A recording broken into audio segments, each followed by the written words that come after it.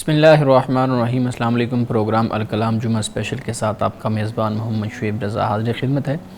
ناظرین کرام، اس پروگرام کے پہلے حصہ میں ہم سیرت النبی صلی اللہ علیہ وآلہ وسلم کے ایک اہم گوشے پہ گفتگو کریں گے اور اس کے ساتھ ساتھ کچھ اہم سوالات کو پروگرام کا حصہ بنائیں گے جن پہ آج کل بہت بات ہو رہی ہے۔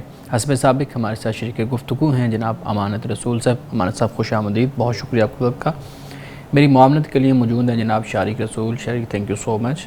ناظرین کرام، آپ کی سکرین پہ ہمارا واٹس ایپ نمبر آ رہا ہوگا، آپ اپنے سوالات اس واٹس ایپ نمبر پر بھیج سکتے ہیں، ہم انشاءاللہ آپ کے سوالات کو ضرور ایڈریس کریں گے۔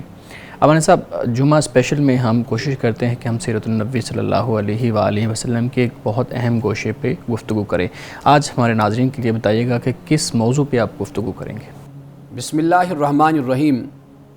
ناظرین کرام، رسول اللہ صلی اللہ علیہ وسلم کی سیرت کے چند اہم گوشوں میں سے ایک گوشہ شرم و حیا بھی ہے، اور یہ وہ پہلو ہے، یہ وہ گوشہ ہے کہ شاید ہم اسے بھول چکے ہیں یا اپنے حالات اور ماحول کے باعث اور حالات کی وجہ سے ہم اس پر توجہ نہیں دیتے، اور وہ شرم و حیا ہے۔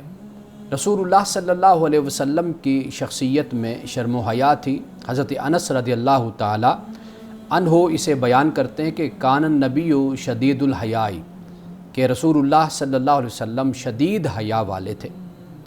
آپ علیہ الصلوۃ والسلام کے بارے میں صحابہ نے جو روایت کیا آپ کی سیرت کے حوالے سے، وہ یہ ہے کہ رسول اللہ صلی اللہ علیہ وسلم نہ تو فاحش تھے، یعنی فحش گو، جیسے لوگ غیر محتاط طریقے سے گفتگو کرتے ہیں، یہ نہیں دیکھتے کہ اس محفل میں بچے بیٹھے ہیں یا خواتین بیٹھی ہیں یا بزرگ بیٹھے ہیں، تو وہ اس بارے میں بالکل احتیاط نہیں کرتے۔ خیر، بچے یا خواتین یا بزرگ نہ بھی ہوں، پھر بھی انسان کو فحش سے اجتناب کرنا چاہیے۔ تو رسول اللہ کی پہلی خوبی اور پہلا وصف یہ صحابہ نے بیان کیا، اور دوسرا کہا کہ ولا لعانن، آپ علیہ الصلوۃ والسلام لعنت بھی نہیں کیا کرتے تھے، جیسے بعض لوگوں کی عادت ہوتی ہے کہ وہ دوسروں پر لعنت بھیجتے رہتے ہیں۔ اور تیسری جو صفت بیان کی صحابہ نے وہ یہ بیان کی کہ ولا سبابن، کہ رسول اللہ صلی اللہ علیہ وسلم گالی بھی نہیں دیا کرتے تھے، اور جب آپ کو غصہ ہوتا کان یقول عند المعتبۃ ما لہ طارب جبینہ، حضور علیہ السلام پر جب غصہ طاری ہوتا تو آپ اس وقت صرف اتنا فرماتے کہ کیا ہوا اس کو، اس کی جبین خاک آلود ہو۔ عرب میں یہ جملہ محبت کے لیے اور ایک دعا کے معنی میں استعمال کیا جاتا ہے کہ رسول اللہ جس سے ناراض بھی ہوتے تو اس کو بھی دعا دیا کرتے تھے، یعنی اس سے مراد یہ ہے کہ تیری جبین خاک آلود ہو، یعنی تو سجدہ کرے، اللہ کی بارگاہ میں جھکے، اللہ کی عبادت کرے۔ تو رسول اللہ صلی اللہ علیہ وسلم کی شخصیت میں یعنی یہ تین باتیں، یعنی فحش، لعنت اور گالم گلوچ، یہ تینوں باتیں صحابہ کہتے ہیں کہ رسول اللہ کی ذات اقدس اس سے پاک تھی۔ اور غصے کے وقت بھی رسول اللہ کا جو طریقہ ہوتا تھا وہ دعا کا ہوتا تھا، اور دوسرے کو اس کی غلطی کی طرف متوجہ کرنے کا انداز ہوتا تھا۔ بیان کیا جاتا ہے کہ رسول اللہ کو جب کوئی چیز ناپسند ہوتی تو اس کا اثر آپ کے چہرے سے ہمیں معلوم ہو جاتا، یعنی رسول اللہ صلی اللہ علیہ وسلم وکان اذا کارہ شیء عرف فی وجہہ، کہ اگر رسول اللہ کسی چیز کو ناپسند فرماتے تو اس کا اثر آپ کے چہرے سے معلوم ہو جاتا، یعنی ہمیں پتہ چل جاتا کہ رسول اللہ کو یہ بات پسند نہیں آئی یا یہ طریقہ، یہ رویہ رسول اللہ نے پسند نہیں فرمایا، تو رسول اللہ کے چہرے سے معلوم ہو جاتا۔ یعنی یہ بھی ایک حیا کا طریقہ ہے، اس لیے کہ کوئی چیز ہمیں اگر ناپسند ہوتی ہے تو ہم اس کا برملا اظہار بھی کر رہے ہوتے ہیں، اور بعض اوقات ہم غصے میں اور ایسے جملے اپنی زبان سے نکال دیتے ہیں کہ جو غیر مہذب ہوتے ہیں اور غیر اخلاقی ہوتے ہیں۔ لیکن آپ علیہ الصلوۃ والسلام کی شخصیت میں یہ حیا اور شرم تھی کہ صحابہ کہتے ہیں کہ آپ کے چہرے سے ہی ہمیں معلوم ہو جاتا تھا کہ آپ کو یہ بات ناپسند ہوئی ہے۔ اور اسی طرح رسول اللہ نے یہ فرمایا کہ اذا فات الحیا ففعل ما شئت، کہ جب حیا تیری رخصت ہو جائے، فوت ہو جائے، تو پھر تیری مرضی ہے جو تو چاہے کر۔ یعنی یہ حیا انسان کے اندر ایک ایسا جذبہ ہوتا ہے کہ جس سے انسان بڑے بڑے گناہوں سے، غلطیوں سے، فحش سے اور دیگر ایسے کاموں سے باز آتا ہے کہ جو معاشرے میں ناپسند کی جاتے ہیں۔ رسول اللہ صلی اللہ علیہ وسلم کے بارے میں صحابہ نے اس بات کو بھی بیان کیا کہ کان رسول اللہ صلی اللہ علیہ وسلم حیّاً، کہ آپ علیہ السلام با حیا تھے، حیادار تھے، لا یسأل شیئا الا اعطاہ، کہ رسول اللہ صلی اللہ علیہ وسلم سے جو بھی مانگا جاتا، سوال کیا جاتا تو رسول اللہ وہ عطا فرماتے۔ یعنی انکار کرنے میں آپ کو حیا آتی تھی کہ آپ مانگنے والے کو، سائل کو آپ انکار کریں، بلکہ آپ اس کے سوال کو قبول کرتے تھے اور اس کی ضرورت کو، حاجت کو آپ پورا فرماتے تھے۔ آپ علیہ السلام نے یہ بھی فرمایا کہ حیا اور ایمان یہ لازم و ملزوم ہے، اگر ایک رخصت ہو جائے تو دوسرا بھی رخصت ہو جاتا ہے۔ یعنی مومن حیادار ہوتا ہے اس لیے کہ وہ ایمان کا دعویٰ کرنے والا اور ایمان کا اعلان کرنے والا ہوتا ہے، وہ خود کو مومن کہتا ہے، تو لہٰذا اس میں حیا بھی ہوتی ہے۔ اگر انسان بے حیا ہو جائے تو گویا کہ وہ ایمان کی اس حالت سے محروم ہو جاتا ہے کہ جو در حقیقت ایمان میں ہونی چاہیے، ایک مومن کے اندر ہونی چاہیے۔ رسول اللہ صلی اللہ علیہ وسلم نے ایک موقع پر لوگوں سے یہ فرمایا کہ اللہ تعالیٰ سے حیا کیا کرو جیسے حیا کرنے کا حق ہے، تو لوگوں نے کہا کہ الحمدللہ ہم تو حیا کرتے ہیں اللہ تعالیٰ سے۔ آپ علیہ السلام نے پھر اس کو بیان کیا، آپ نے فرمایا کہ حیا اتنا محدود نہیں ہے کہ جیسے تم سمجھ رہے ہو، یعنی اس کا دائرہ محدود نہیں ہے، یہ حیا بہت ہی وسیع ہے۔ فرمایا کہ یہ جو میں نے کہا نا کہ حیا کرو جیسے حیا کرنے کا حق ہے، یعنی اللہ سے حیا کرو، تو اس سے مراد کیا ہے؟ فرمایا حیا کرنے کا حق یہ ہے کہ سر اور سر میں، یعنی یہ جو انسان کا سر ہے، فرمایا کہ اس میں جو افکار و خیالات ہیں ان کی نگرانی کرو، یعنی اس طرح نگرانی کرو کہ دیکھو کہ کہاں پہ آپ کے جو خیالات ہیں وہ غلط ہیں، آپ کے افکار غلط ہیں، آپ ان کی نگرانی کرو، کہیں ایسا تو نہیں ہے کہ برے خیالات آتے ہیں، برے افکار آتے ہیں، تو اس سے اپنے آپ کو صاف رکھو، اپنے آپ کو پاک رکھو۔ اور پھر فرمایا کہ پیٹ اور پیٹ میں جو کچھ ہے، فرمایا اس کی بھی نگرانی کرو، یعنی انسان حلال کھا رہا ہے، حرام کھا رہا ہے تو اس پر بھی نظر رکھو۔ فرمایا موت کو اور موت کے بعد جو کچھ ہونے والا ہے اس کو یاد کرو۔ اس کے بعد فرمایا کہ پس جس نے ایسا کیا تو پھر سمجھو کہ اس نے اللہ تعالیٰ کی حیا کی۔ یہ آپ علیہ السلام نے اس لیے بیان کیا کہ حیا کرنے کا حق اسی وقت ہی ادا ہوتا ہے کہ جب انسان اپنے افکار و خیالات کی نگرانی کرے، انسان اپنی نظروں کی نگرانی کرے، اپنی زبان کی نگرانی کرے، اپنی سماعت کی نگرانی کرے، اپنے اٹھنے والے قدموں کی نگرانی کرے، اور پھر انسان اپنے پیٹ کی اور پیٹ میں جو کچھ ہے اس کی نگرانی کرے، اور پھر موت کو یاد رکھے، اور پھر موت کے بعد کی جو زندگی ہے انسان کی حالات ہیں ان کو بھی انسان یاد کرے۔ تو فرمایا کہ جو اس طریقے سے زندگی گزارتا ہے در حقیقت وہ حیادار ہوتا ہے، اس نے اللہ تعالیٰ سے حیا کا حق ادا کیا۔ تو ناظرین کرام، آج جب ہم اپنی زندگیوں کو دیکھتے ہیں تو ہمیں یہ برائی اپنے اندر، یہ خامی، یہ نقص نظر آتا ہے کہ ہم بالکل شرم اور حیا سے عاری ہو چکے ہیں۔ ہمارے پاس جو موبائل ہے اس پہ ہم جو چاہیں دیکھتے ہیں اور ہمارے سامنے بہت کچھ آتا ہے۔ ہم نے کبھی اس بات کی پرواہ نہیں کی کہ آیا کہ جو ہم دیکھ رہے ہیں یہ گناہ کے زمرے میں آتا ہے یا ثواب کے زمرے میں، اس سے کہیں اللہ کی نافرمانی تو نہیں ہو رہی۔ تو حیا اور شرم کا تقاضا یہی ہوتا ہے کہ بے شک آپ تنہائی میں بیٹھے ہوں، آپ خلوت میں ہوں، آپ اپنے کمرے میں ہوں، آپ کے ساتھ کوئی بھی نہ ہو، تو حیا کا تقاضا یہ ہے کہ آپ اس پہ ایمان اور یقین رکھیں کہ خدا آپ کے ساتھ موجود ہے۔ تو کسی کا حیا کرنا، کسی انسان کا، یہ تو بہت چھوٹی سی بات ہوتی ہے۔ سب سے بڑی بات جو ایک صاحب ایمان کے لیے ہے، ایک مومن کے لیے، وہ یہ ہے کہ وہ اللہ تعالیٰ کا حیا کرے۔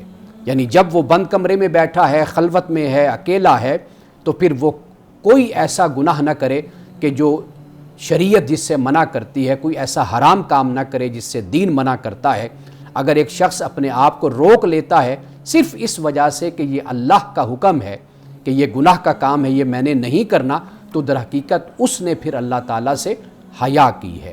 ناظرین کرام، یہاں وقت ہوا چاہتا ہے ایک بریک کا، ہمارے ساتھ رہیے گا۔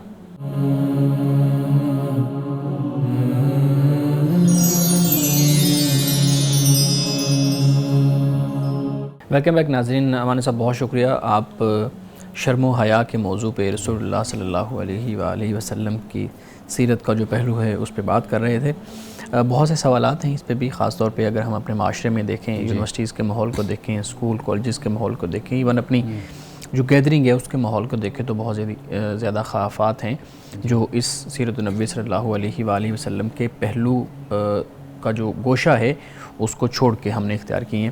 لیکن آج جو موضوع ہے جس پہ ہم نے گفتگو کرنا ہے وہ بہت اہم ہے, میرے دل کے قریب وہ موضوع ہے اور میں اس پہ بہت زیادہ سوچتا ہوں, بلکہ ہم جب بیٹھتے ہیں تو اس پہ بہت زیادہ ہماری بحث بھی ہوتی ہے. خاص طور پہ یہ کہ آج کا نوجوان مذہب سے دور کیوں ہوتا جا رہا ہے. وہ نئی نئی چیزوں کو دیکھتا ہے, سائنس ٹیکنالوجی کی ایجادات کو دیکھتا ہے, اسی طریقے سے نئی افکار جو ویسٹ سے آ رہی ہیں ان کو پڑھتا ہے, انٹرنیٹ کی وجہ سے اس تک رسائی بہت آسان ہے چیزوں تک. تو اس کے ذہن میں کچھ سوالات پیدا ہوتے ہیں, جو سوالات لے کے وہ مذہبی لوگوں کے پاس جاتا ہے, انٹرنیٹ پہ کے پاس جاتا ہے اور دوسری چیزوں کو استعمال کرتا ہے, لیکن تسلی بخش جواب نہ ہونے کی وجہ سے بہت زیادہ پرابلمس پھر اس کے ذہن میں بیٹھ جاتی ہیں. سوال بنیادی طور پہ میرا یہ ہے کہ آج کا نوجوان, آپ بھی دیکھتے ہیں میں بھی دیکھتا ہوں, مذہب سے دور کیوں ہوتا جا رہا ہے, مذہب بیزار کیوں ہے؟ دیکھیے, پہلی بات تو یہ ہے کہ مذہب بیزاری کی جو بنیادی وجہ ہے وہ ہے اپنے معاشرے سے عدم اطمینان. ٹھیک, یعنی اپنے معاشرے میں جو کلچر ہے, جو عملی مذہب ہے, جو رہن سہن ہے, جو کاروبار تجارت ہے, جو سیاست ہے, جو مذہبی گروہ بندی ہے, یہ بنیادی طور پر وجہ ہے اس کی کہ جس سے یہ عدم اطمینان جب پیدا ہوا تو اس نے پھر مذہب بیزاری کی شکل اس نے اختیار کی ہے. یہ بنیادی وجہ ہم اس کو قرار دے سکتے ہیں. اور دوسری بات یہ ہے کہ میں اب اس عمر میں اس نتیجے پہ پہنچا ہوں, اگر ہم یہ چاہتے ہیں کہ مذہب کو آج کے حالات اور تقاضے جو ہم سے ہمارے سامنے آتے ہیں اس کی روشنی میں اگر ہم مذہب کو لے کر چلنا چاہتے ہیں تو پھر ہمیں قرآن مجید سے پہلے یا قرآن مجید کے ساتھ جو جدید علوم ہیں ان پر ایک گہری نظر ہماری ہونی چاہیے, تاریخ پر ہماری نظر ہونی چاہیے, فلسفہ پہ ہماری نظر ہونی چاہیے. اسی طرح عرب کی جو تاریخ ہے, اس کا ادب ہے, لٹریچر ہے, اس پر ہماری نظر ہونی چاہیے. اب اگر آپ ماضی میں جاتے ہیں نا تو آپ دیکھیے علامہ ابن تیمیہ کو آپ دیکھ لیجئے, آپ امام رازی کو دیکھ لیجئے, آپ امام غزالی کو دیکھ لیجئے, آپ ان تمام بڑی بڑی شخصیات کو اگر آپ دیکھیں گے تو یہ صرف یہ نہیں ہے کہ یہ صرف ایک شعبے کے لوگ تھے کہ کسی نے قرآن کی تفسیر لکھ دی, قرآن کے دروس دے دیے, قرآن پر بات کر لی تو بس معاملہ ختم ہو گیا. وہ اپنے وقت میں فلسفہ کے بھی ماہر تھے, وہ منطق کے بھی ماہر تھے, وہ فقہ کے بھی ماہر تھے, بلکہ ان کے اپنے اپنے مذہب بھی, فقہی مذہب بھی وجود میں آئے, اس کے بھی وہ ماہر تھے. یعنی علم فلکیات کو آپ لے لیجئے, فلسفہ کو لے لیجئے, یعنی اس کے مختلف جو برانچز ہیں ان پر ان کو بڑی مہارت حاصل تھی. تو وہ پھر اپنے وقت کے جو چیلنجز تھے نا وہ ان کا مقابلہ کر لیتے تھے اور کرتے تھے. ہمارے ہاں آج جو معاملہ ہے وہ یہ ہے کہ ہم نے مذہب کو بہت محدود دائرے میں ہم نے اس کو رکھ دیا, جسے آپ کہہ رہے ہیں کہ جو مذہب بیزاری ہے اس کو پھر ہم کسی طریقے سے کاؤنٹر نہیں پھر ہم کر سکتے. اس حوالے سے میں ایک سوال کرنا چاہوں گا اور میں اپنا مشاہدہ بھی پیش کرنا چاہوں گا کہ آپ نے بات کی کہ مذہب جو ہے, مذہب سے نوجوان دور ہو رہے ہیں. تو میں نے جو آبزرو کیا ہے, کیونکہ میں خود ایک نوجوان ہوں, کہ نوجوان اس لیے مذہب سے بھی دور ہوتے ہیں کیونکہ بطور انسان ہم خوش رہنا چاہتے ہیں, اور مذہب نے جن چیزوں سے ہمیں منع کیا ہے وہ ہم سمجھتے ہیں کہ وہ خوشی کا ذریعہ ہے. لیکن جب نوجوان گناہوں میں ملوث ہوتا ہے اور یہ سمجھتا ہے کہ ان سے کوئی خوشی حاصل نہیں ہوتی, تب اسے سمجھ آتا ہے کہ اللہ کی خوشنودی جو ہے یہی خوش ہونے کا ذریعہ ہے. تو میں چاہتا ہوں کہ آپ اس حوالے سے نوجوانوں کی رہنمائی فرمائیں کہ اللہ کی خوشنودی کو کیسے خوشی کا ذریعہ مانا جائے, اس کو کیسے حاصل کیا جائے. دیکھیے, بڑی اہم بات آپ نے کہی ہے, وہ یہ ہے کہ اگر انسان اپنی زندگی کا جائزہ لے, اپنی زندگی کا مطالعہ کرے, تو مذہب جو آپ کو بتاتا ہے, جس بارے میں آپ کو آگاہ کرتا ہے, آپ اس کا اگر تجزیہ کریں تو اس کا بنیادی تعلق جو ہے ایک تو انسانی ذات, یعنی اس کی روح ہے, روحانیت ہے اس کی, اور جو اخلاقیات یا جو دائرہ کار مذہب انسان کو دیتا ہے, اگر اس میں رہ کر انسان اپنی زندگی گزارتا ہے تو اس سے اس کو روحانی طور پر سکون اور اطمینان اس کو نصیب ہوتا ہے. ایک بات. دوسری بات یہ ہے کہ انسان کے اندر اللہ تعالیٰ نے جو اپنی ذات سے تعلق کا ایک شعور جو رکھا ہے اور اپنے وجود کا جو شعور انسان میں رکھا ہے وہ ہمیشہ تلاش میں رہتا ہے، جستجو میں رہتا ہے. یعنی وہ جب اپنے خدا کو مانتا ہے یا خدا کو پا لیتا ہے تو وہ ایسے لگتا ہے کہ وہ اپنی منزل پر، اپنے مقصد تک وہ پہنچ گیا ہے. لیکن جب ہم مذہب سے، مذہب سے جب مراد لیتا ہوں تو میری مراد یہ نہیں ہے کہ جو مختلف تعبیرات ہمارے ہاں مذہب کے موجود ہیں یا جو مذہب آپ کو چلتا پھرتا معاشرے میں، سوسائٹی میں اہل مذہب کی شکل میں نظر آتا ہے، میں اس کی نہیں بات کرتا. میں بات کرتا ہوں اس مذہب کی جو اللہ نے آدم کو دیا اور آدم سے محمد تک، وہ جو دین خدا نے دیا، اگر ہم اس کو پڑھتے ہیں اور اس کو سمجھنے کی کوشش کرتے ہیں اور اس سے وابستہ ہوتے ہیں تو وہ بہت بڑا ماخذ اور بہت بڑا ذریعہ ہے ہمارے دلی اطمینان کا اور اس کے سکون کا. نوجوانوں کا میں نے دیکھا ہے کہ وہ جب یہ سب کچھ پڑھ لیتے ہیں اور پھر اس کے بعد جب وہ دین اور مذہب کی طرف آتے ہیں تو پھر وہ جو علی وجہ البصیرت اور یقین کے ساتھ مذہب کو اختیار کرتے ہیں تو وہ بالکل ہی اس سے مختلف شکل ہوتی ہے کہ جو پہلے انہوں نے اختیار کی ہوتی ہے. اب وہ کہتے ہیں کہ ہاں ہم ایسی جگہ پر پہنچے ہیں کہ جس سے ہمیں اطمینان اور ہمیں سکون ملا ہے. صحیح ہے. اچھا تو پھر امان صاحب ہم دیکھتے ہیں کہ جو الحاد کی یا اس طرح سے مختلف جو ابحاث ہیں سیکولرزم کی، جو نئی نئی ابحاث ہمارے سامنے آ رہی ہیں، ایک تو وہ الحاد ہے یا ایک تو وہ نظریات ہیں جو قدیم دور میں ہمارے سامنے آئے اور پھر ہمارے علماء نے، اسکالرز نے، اسناف نے اس کے اوپر کام کیا، جس کو ہم علم الکلام کہتے ہیں، اور وہ علم الکلام ہمارے سامنے آیا. کیا آج کا جو الحاد ہے، جو آج کی ابحاث ہیں، یہ اس روایتی یا قدیم ابحاث سے مختلف ہیں یا وہی علم الکلام آج بھی کام آ سکتا ہے؟ دیکھیے، آپ اس علم الکلام سے استفادہ تو کر سکتے ہیں، ٹھیک ہے، اس میں تو کوئی شک نہیں ہے. صحیح. کم از کم آپ کو ایک بنیاد آپ کہہ لیجئے وہ آپ کو مہیا ہو جاتی ہے. ٹھیک ہے. آپ میں ایک صلاحیت پیدا ہو جاتی، استطاعت پیدا ہو جاتی، استعداد پیدا ہو جاتی ہے. لیکن آج کے بہرحال جو تقاضے ہیں وہ بہت ہی مختلف ہو جاتے. یعنی اگر آج کے ہم الحاد کی بات کرتے ہیں تو یہ اصل صرف ایک سائنس پر نہیں کھڑا ہوا نا، یہ عمرانیات پر بھی کھڑا ہے، یہ فلسفہ پر بھی کھڑا ہے، یہ سائنس پر بھی کھڑا ہے، یہ ٹیکنالوجی پر بھی کھڑا ہے، یہ تاریخ پر بھی کھڑا ہے، اور یہ اس کے علاوہ جو انسان کی پیدائش اور اس کی تخلیق ہے اس پر بھی کھڑا ہے. یعنی یہ مختلف جو علوم آج آپ کو دنیا میں نظر آتے ہیں، مثال کے طور پر مارکسزم پر بھی یہ کھڑا ہوا ہے، یہ ڈارونزم پر بھی کھڑا ہوا ہے. اب یہ مختلف پہلوؤں پر ہے، تو لہٰذا آج کے جو آج کا جو الحاد ہے اس کا مقابلہ کرنے کے لیے مسلمانوں کو یا ہمارے جو مسلم اسکالرز ہیں جس کی طرف میں نے پہلے اشارہ کیا، ان کو صرف اس حد تک اپنے آپ کو محدود نہیں رکھنا ہوگا کہ وہ قرآن کی تعلیم دیتے رہیں لوگوں کو. اب ان کو یہ بھی ضرورت ہے کہ وہ قرآن کے ساتھ ساتھ جو قرآن مجید جن چیزوں پر بات کرتا ہے، مثال کے طور پر قرآن ہسٹری کی بھی بات کرتا ہے، علم فلکیات کی بھی بات کرتا ہے، اسٹرونومی کی بھی بات کرتا ہے، ان علوم کو جو برانچز ہیں ان پر بھی باقاعدہ طور پر بڑے بڑے لوگ جب تک پیدا نہیں کیے جائیں گے. ہمارا ایک سب سے بڑا مسئلہ یہ ہے کہ ہمارے ہاں بڑے لوگ پیدا ہونا بھی ختم ہو گئے نا، بڑے اذہان، بڑے ذہن پیدا ہونا بھی ختم ہو گئے. کہ جیسے میں نے گزشتہ صدیوں کا میں نے ذکر کیا ہے، یہ بھی ایک بہت بڑا مسئلہ ہے کہ ہم نے مذہب کو ایک بڑے محدود دائرے میں لے کر قرآن مجید کو ہم نے ٹیچر پیدا کر دیے، ہم نے مدرس پیدا کر دیے، لیکن ہم نے وہ جو مفکر اور اسکالرز ہم نے پیدا کرنے تھے کہ جن کی نظر تمام علوم پر ہوتی ہے اور جس کی روشنی میں پھر وہ الہادیت کا رد کرتے ہیں یا اس پر بات کرتے ہیں، وہ ہمارے ہاں فقدان اس کا نظر آتا ہے. بالکل ٹھیک ہے. ناظرین کرام، کیا سوالات لیتے ہیں، ایک بریک کے بعد ہمارے ساتھ رہیے.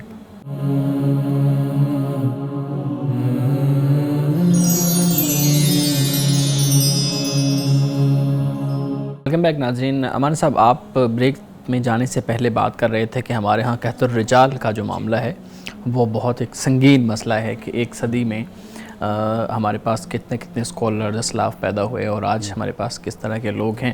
اسی سے متعلق میرا ایک سوال ہے کہ جو الحاد بڑھ رہا ہے، مذہب سے لوگ دور ہو رہے ہیں، نوجوانوں کے سوالات کے جوابات نہیں ہیں تو وہ مذہب سے متعلق اور اس کے جوابات انہوں نے مذہبی لوگوں سے ہی لینے ہیں، کسی سائنٹیفک شخص سے، وہ سائنسدان سے انہوں نے جوابات نہیں لینے. تو آپ بتائیے گا کہ یہ جو الحاد کے بڑھنے کی وجہ ہے، نوجوانوں کے مذہب سے دور ہونے کی وجہ ہے، اس میں ہمارے پاس علماء تو ہیں، لیکن پھر بھی کیوں ہم ناکام ہیں کہ ہم اپنے نوجوانوں کو مطمئن نہیں کر پا رہے؟ دیکھیے، بنیادی بات اگر آپ اپنے نظام تعلیم کو بھی دیکھیں گے نا، یعنی ایک تو ہے مدارس کا نظام تعلیم، وہ بھی بالکل بانجھ ہے اس حوالے سے. اور اگر آپ سیکولر ایجوکیشن جو ہمارا نظام تعلیم ہے اگر اس کو بھی دیکھیں گے تو وہ بھی بالکل ایسے لوگ پیدا کر رہا ہے کہ جو بالکل عدم اطمینان کا بھی شکار ہیں، اور پھر وہ جس سوچ اور جس ذہنیت کے ساتھ پروان چڑھ رہے ہیں وہ کلی طور پر مغربی سوچ اور مغربی فکر پر مبنی ہے، اور پھر اسی سے ہی وہ متاثر ہیں. ان کو لٹریچر جو مہیا کیا جاتا ہے، جو پڑھایا جاتا ہے، جو بتایا جاتا ہے، وہ سب کچھ وہیں سے ہی متاثر ہو کر آتا ہے. یعنی فلسفہ ہے، سائنس ہے، ٹیکنالوجی ہے، یہ سب کچھ وہاں سے. کچھ دیر کے لیے اگر آپ اپنے اس موجودہ نظام تعلیم کا اگر جائزہ لیں گے، خاص طور پر مدارس کا، آپ دیکھیں وہ بانجھ پن کا شکار ہیں. آپ بھی وہیں سے پڑھے، میں بھی، اور ہم دیکھتے ہیں کہ ایک خاص قسم کا تفاخر ان کے اندر پایا جاتا ہے. وہ سمجھتے ہیں کہ جو ہمارے پاس ہے وہ کہیں بھی کسی کے پاس کچھ نہیں ہے. اور اگر ان کو کسی بھی علم کی برانچ کا، شاخ کا کوئی استاد آ جائے ان کو پڑھانے بتانے، مثال کے طور پر وہ سوشل سائنٹسٹ ہے، وہ سماجیات کا استاد ہے، تو وہ یہ سمجھتے ہیں کہ یہ تو کچھ بھی نہیں ہے. جو ہمارے پاس علم ہے اس کو کیا طاقت ہے یا اس کی ہمت کہ ہمیں یہ پڑھائے اور ہمیں سمجھائے، ہم تو قرآن کا اور دین کا علم ہمارے پاس ہے. لیکن اتنی بے خبری ہے ان لوگوں میں. اگر آپ مغرب کو دیکھیں نا، میں پڑھ رہا تھا کہ وہ کہتے ہیں کہ آپ ابھی تک مشرق جو ہے وہ استشراق کی بحث میں الجھا ہوا ہے. ہم بھی آئے روز استشراق پہ بات کرتے رہتے ہیں. وہ کہتے ہیں اب وہ ان کے ڈپارٹمنٹ ہی بند ہو گئے ہیں. یعنی وہ کمرے جہاں سے وہ اعتراضات آئے تھے وہ ڈپارٹمنٹ ہی بند ہو گئے. اب اس سے بھی آگے یورپ کام کر رہا ہے، اس سے بھی آگے نکل چکا ہے. تو ہمارا اصل میں مسئلہ یہ ہے کہ ہم استشراق تک پہنچ جائیں، یہ بھی بڑی جدت کی بات ہوتی ہے. لیکن ہمارے جو مدارس ہیں وہ تو اس سے بھی بہت پیچھے ہیں. تو جب تک آپ اپنے جو مذہبی ادارے ہیں، مدارس ہیں، جب تک آپ یہاں ریفارمیشن نہیں لاتے، اصلاحات نہیں لاتے، نصاب میں تبدیلی نہیں لاتے، اپنے حالات اور تقاضوں کے مطابق ابن تیمیہ، ابن قیم، غزالی، رازی جیسے لوگ آپ تیار نہیں کرتے، اس وقت تک یہ جو معاملہ ہے یہ ہمارا رہے گا. ہم مسلسل پسپائی کا ہی شکار ہیں. ہمیں اس بات کو تسلیم کرنا چاہیے کہ ہم مسلسل علمی حوالے سے، فکری حوالے سے اور تعلیمی حوالے سے اور اس کے علاوہ ٹیکنالوجی اور سائنس کے حوالے سے مسلسل ہم پسپائی کا شکار ہیں. اس کی وجہ یہی ہے کہ ایجادات ان کی ہیں، اکتشافات ان کی ہیں، کتابیں ان کی ہیں، لٹریچر ان کا ہے، اور پھر ان کا ہر قدم آگے کی طرف بڑھ رہا ہے. یعنی مثال کے طور پر آپ کتابوں کا کلچر دیکھ لیجئے، وہ ان کے ہاں بہت زیادہ ہے. کتابوں کا کلچر ختم ہو رہا ہے تو اب آئی پیڈ وغیرہ، آئی فون وغیرہ یہ آ گئے، صورت وہی ہے، اس پر وہ مطالعہ اور پڑھنا ان کا چل رہا ہے. اس کے علاوہ وہاں پر بہت زیادہ تحقیقات کی جا رہی ہیں. آپ بھی وہاں گئے ہیں، میں بھی رہ کر آیا ہوں. بہت فرق آپ کو ایک معاشرے میں نظر آتا ہے یہاں کے اور وہاں کے. اسلامی دنیا کا معاشرہ ہو، یعنی آپ بے شک عرب نے بڑی ترقی کر لی ہے، وہ ترقی ان کی سڑکوں تک ہے، بڑے بڑی بلڈنگوں تک ہے، یا میوزیم تک ہے، یا عیاشی کے جو مراکز ہیں ان تک ہے، یا سیر و تفریح تک ہے. تعلیم وہاں پر بھی آپ دیکھ لیجئے، عرب دنیا میں جائیے بہت مہنگی تعلیم ہے. آپ یورپ پہ چلے جائیے، وہاں پر آپ کو فری تعلیم دی جاتی ہے. یہ بہت کچھ ایسا ہے کہ جس پر ہم مسلمانوں کو غور و فکر کرنے کی ضرورت ہے. اصل میں یہ وہ اسباب عوامل ہیں کہ جس کی وجہ سے ہمارا نوجوان جو ہے وہ مذہب سے بھی بیزار ہو رہا ہے، اور اس کے ساتھ ساتھ وہ پھر یورپ کی طرف، مغرب کی طرف بھی متوجہ ہو رہا ہے. وہ اب آپ دیکھ لیجئے کہ بچہ یہاں پر پڑھتا ہے اور اس کے بعد اسکالرشپ پہ وہ باہر چلا جاتا ہے. اب وہ جو ذہن تیار ہو رہا ہے، تحقیقی ذہن ہے، تعلیمی ذہن ہے، سنجیدہ ذہن ہے، ذمہ داری والا ذہن ہے، وہ ادھر شفٹ ہو جاتا ہے. یہ برین کا سسٹم جو ان سا ہے یہ کئی سالوں سے جاری اور ساری ہے. تو حکومتوں پر کیا اعتراض ہم کر سکتے ہیں؟ ہمیں اپنے اوپر اعتراض کرنا چاہیے کہ ہم لوگ اہل علم ہیں، اہل فکر ہیں، اہل دانش ہیں، ہم کیا معاشرے کو دے رہے ہیں، کس طریقے سے معاشرے کو پروان چڑھا رہے ہیں. بالکل صحیح. ہمارے صاحب یہاں پہ پھر یہ بھی سوال پیدا ہوتا ہے نا، جیسے آپ نے بات کی کہ ہم مسلم دنیا کے اندر بھی دیکھ لیں تو ہمیں جو تعلیم کا شعبہ ہے وہ ہمیشہ پستی کا شکار ہی نظر آئے گا. جیسے آپ نے اپنی بات کی, ہم دیکھتے ہیں کہ ہمارے سامنے مختلف مسلم ممالک ہیں, ملائیشیا کی بات کر لیں, ترکی کی بات کر لیں, ہم مڈل ایسٹ کی بات کر لیں, اپنے پاکستان کی بات کر لیں, تو ہم دیکھتے ہیں کہ مذہب کا جو ایک عقائد کے اندر یا مذہب کی جو تشریحات ہیں اس کے اندر بہت زیادہ فرق نظر آتا ہے, تضاد نظر آتا ہے. جیسے آج کل سعودیہ کے اندر مختلف جو ہے نا وہ ڈیولپمنٹس ہو رہی ہیں, ٹھیک ہے, وہ بہت سی نئی چیزوں کو اڈاپٹ کر رہے ہیں اور اپنے آپ کو تبدیل کرنے کی کوشش کر رہے ہیں. جب پاکستان میں بیٹھا نوجوان یہ سب کچھ دیکھتا ہے تو اس کو لگتا ہے کہ ایک وہ مذہب ہے جو پاکستان میں پریکٹس ہو رہا ہے, ایک وہ مذہب ہے جو سعودیہ میں پریکٹس ہو رہا ہے, ایک وہ مذہب ہے جو ترکی ملائیشیا میں پریکٹس ہو رہا ہے. اس کے سامنے مذہب کے 4 راستے بن جاتے ہیں, 4 چیزیں بن جاتی ہیں, وہ خود کنفیوز ہے. تو آپ بتائیے گا کہ کیا من حیث المجموع ہمارے جو مسلم ممالک ہیں وہ سب کی حالت اس طرح سے ہے اس اشراق کے حوالے سے, یا کہیں پہ بھی کام بھی ہو رہا ہے؟ دیکھیے, پہلی بات تو یہ ہے کہ امت نے جو اجتہاد کا راستہ ہے کہ جدید مسائل کو اجتہاد کے ذریعے سے حل کیا جائے, ہمارے فقہاء نے پہلے اس پر کام کیا. یہ سلسلہ بھی ہمارا رک گیا سقوط بغداد کے بعد, جیسے اجتہاد کے دروازے کو بند کر دیا گیا. ایک امت میں جسے کہتے ہیں کہ تحجر کا ماحول بن گیا, جمود و تعطل پیدا ہو گیا, جو ابھی تک قائم ہے. اگرچہ انفرادی طور پر کچھ لوگ یہ کام کرتے ہیں لیکن ان کو بھی پھر بڑی مشکلات کا سامنا ہوتا ہے. آپ نے جو یہ بات کی نا کہ بھئی مختلف جگہوں پر مختلف خطے میں یا ممالک تعبیرات ہمیں نظر آتی ہیں. ایک بات تو ہمیں ضرور سمجھنی چاہیے, وہ یہ ہے کہ کچھ باتیں جو اصول ہوتی ہیں, کچھ چیزیں ایسی ہوتی ہیں جو فروع ہوتی ہیں, جن کا تعلق آپ کے اپنے کلچر سے, ثقافت سے, آپ کے سماج کے ساتھ ہوتا ہے, ان کو کبھی بھی دین کے ساتھ نہیں جوڑنا چاہیے. دین کی تعلیم یا دین کی جو مبادیات ہیں وہ چاہے سعودیہ ہو, ترکی ہو, ملائیشیا ہو, پاکستان ہو, وہاں پر آپ کو ایک جیسی ہی نظر آئیں گی.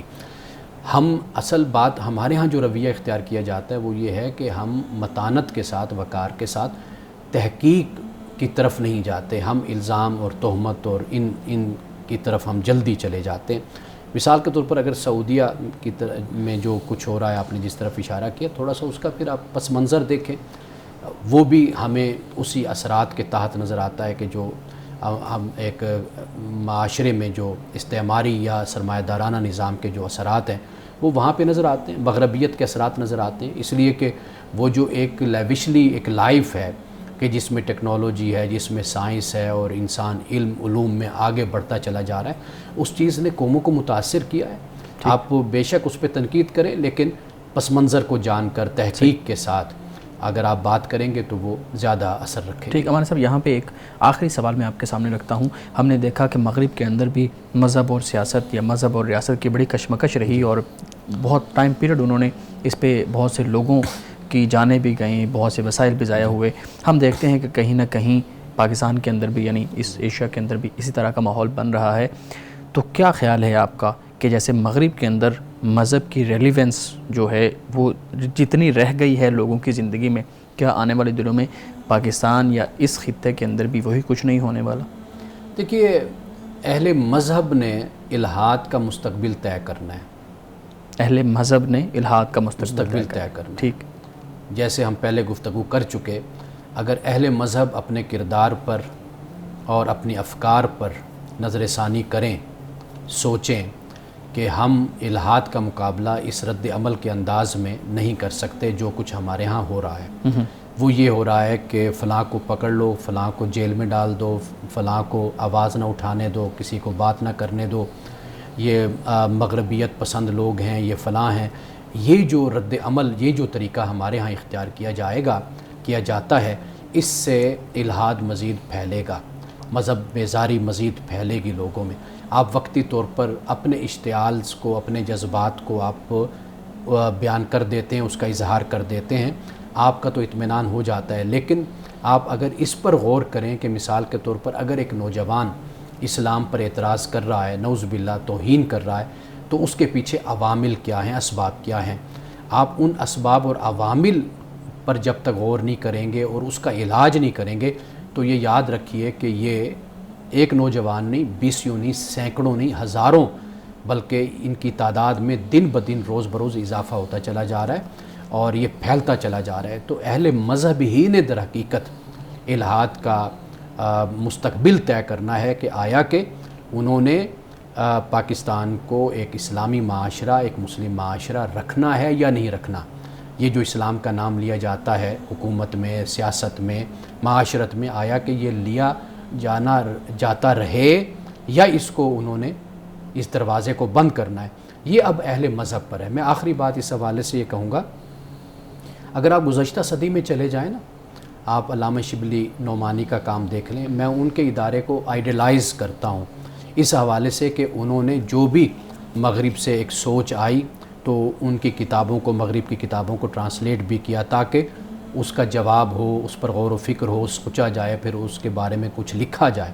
پھر بڑے بڑے لوگوں نے اسی ادارے سے وابستہ، علامہ شبلی نعمانی کے ادارے سے وابستہ بڑے بڑے لوگ پیدا ہوئے اور انہوں نے اس پر کام کیا۔ علامہ اقبال کے آپ 7 خطبات کو اٹھا کر دیکھ لیجئے، جو reconstruction of religious thought in Islam جو ہے اس کو آپ دیکھ لیجیے، وہ بھی در حقیقت یہی ایک کوشش تھی۔ تو جب تک ہم اس نہج پر کام نہیں کریں گے تو میرا خیال ہے کہ الحاد کے اس طوفان سے اپنی نسلوں کو بچانا بہت مشکل ہو جائے گا۔ ناظرین کرام، بقیہ سوالات لیتے ہیں ایک بریک کے بعد، ہمارے ساتھ رہیے گا۔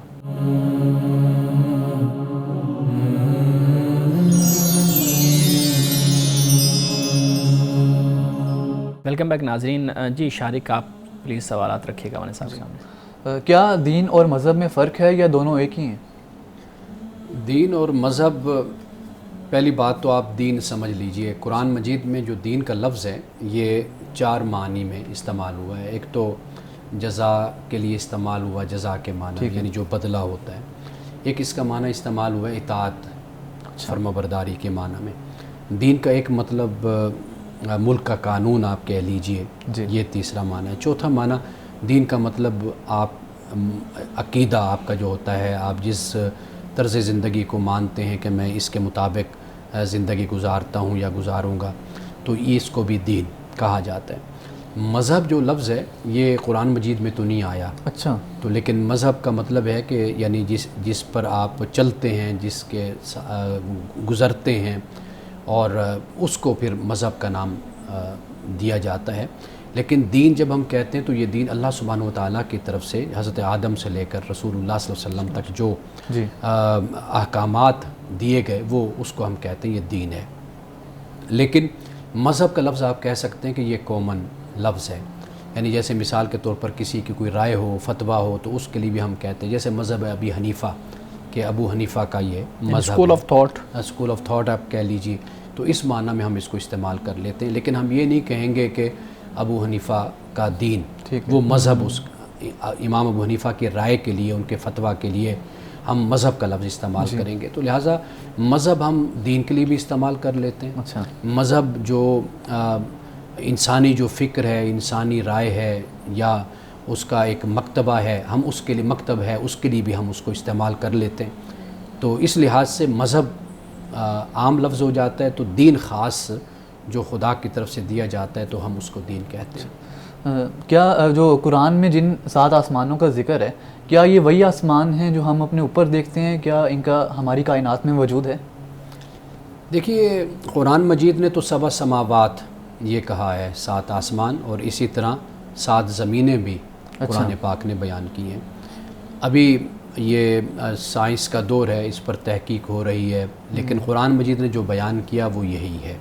یعنی جو یہ لفظ آسمان کا ہم بولتے ہیں، سما کا لفظ بولتے ہیں، سمون، اس کا مطلب بلندی بھی ہوتا ہے۔ یعنی ہم اوپر کی طرف دیکھ رہے ہیں، یہ زمین کی جہت بھی ایک لحاظ سے ہو جاتی ہے، آسمان سے پانی برستا ہے، یعنی اوپر سے پانی آتا ہے، تو اس کے لیے سما کا لفظ استعمال کیا جاتا ہے۔ قرآن پاک نے جو 7 سماوات طباقہ بھی کہا، یعنی تہ در تہ 7۔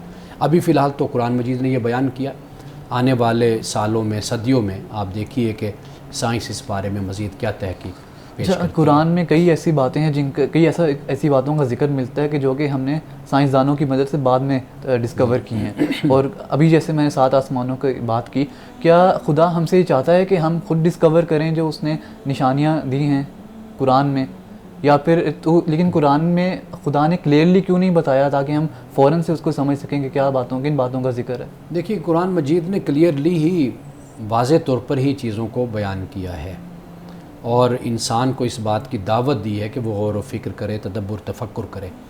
قرآن مجید میں اتنا ذکر نماز کا نہیں ہے جی جتنا ذکر فکر کا، غور کا، تدبر کا ذکر ہے کہ آپ غور و فکر کریں.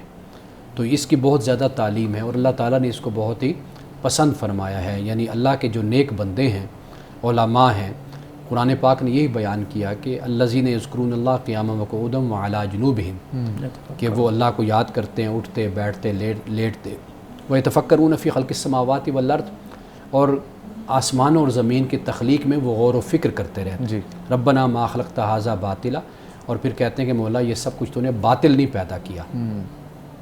تو اس کی تو ہمیں تعلیم ہے. باقی یہ کائنات ہمارے سامنے ہے، مادی وجود رکھتی ہے، حقیقت ہے.